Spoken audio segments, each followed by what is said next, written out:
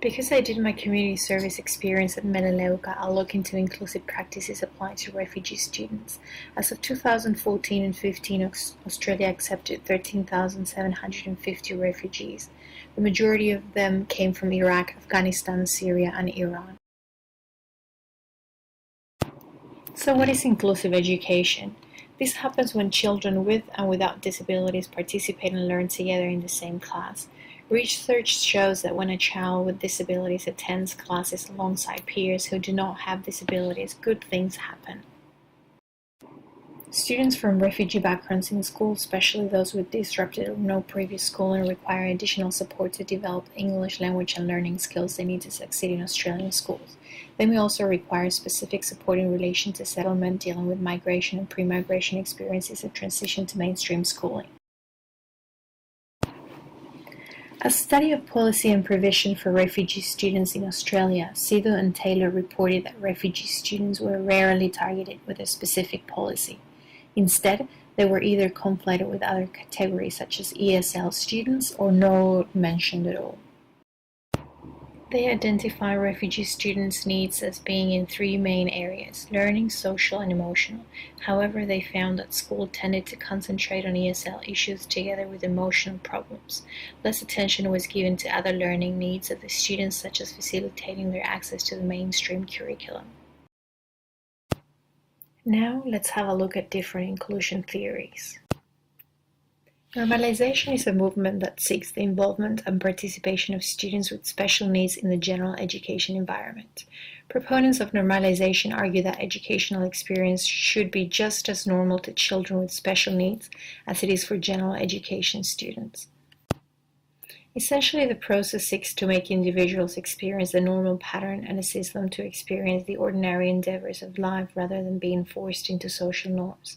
This theory encourages participation and integration. The key to the successful implementation of normalization is the support from vital community services and student-centered classrooms. The basic ideas and aims of the principles of normalization have aimed to advocate community-based support for the people with learning disabilities as well as those with ethnically diverse backgrounds while moving away from institutionalization. However, one of the most apparent obstacles in achieving this has been the attitude of those in the community towards people with learning disabilities and those with racially and ethnically diverse backgrounds, and this translates into the attitudes within the schools. Another theory to consider is the deficit model. This model stems from negative beliefs and assumptions regarding the ability, aspirations, and work ethic of marginalized people. It asserts these students often fail to do well in school because of perceived lack of exposure to cultural models more obviously congruent with school success. In addition, there's a popular assumption that the families of these students do not value education and they don't get involved in their children's educational process. These negative beliefs can result in a stereotype threat, resulting in depressed academic performance. In spite of its pervasive influence, this approach has been discredited by an emerging body of literature. One area of critique of this theory notes that it fails to consider the fact that traditional avenues for parental participation in schools are closed off to many of these diverse families. Actually, these parents and the extended social networks that they develop contribute to the educational experiences of their children in meaningful ways that often remain unrecognized by schools.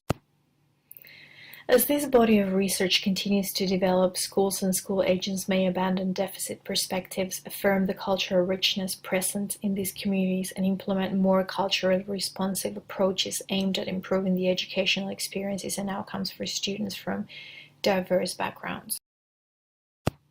Another theory to consider is neoliberalism, which is an ensemble of economic and social policies, forms of governance, and ideologies that promote individual self-interest. Now, it's not hard to see the relevance of these to school reform policies in Australia.